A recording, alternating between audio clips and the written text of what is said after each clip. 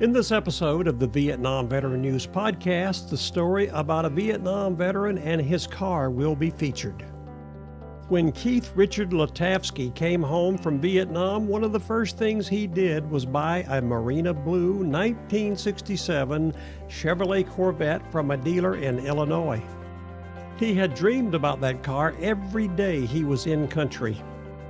Done on a leap of faith, he carefully saved up enough money to purchase his dream car because survival in Vietnam was doubtful for Keith because he faced some of the toughest fighting.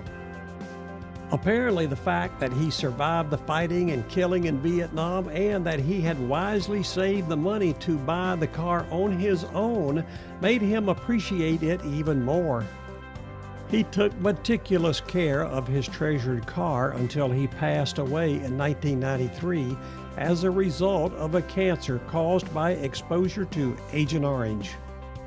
The car was passed on to Keith's son Matt, who continued the meticulous maintenance of his father's car, mainly due to the tremendous respect he held for his father.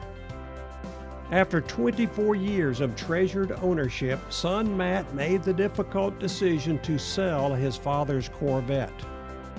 There were two newspaper articles about the car and its sale that will be shared on the podcast episode.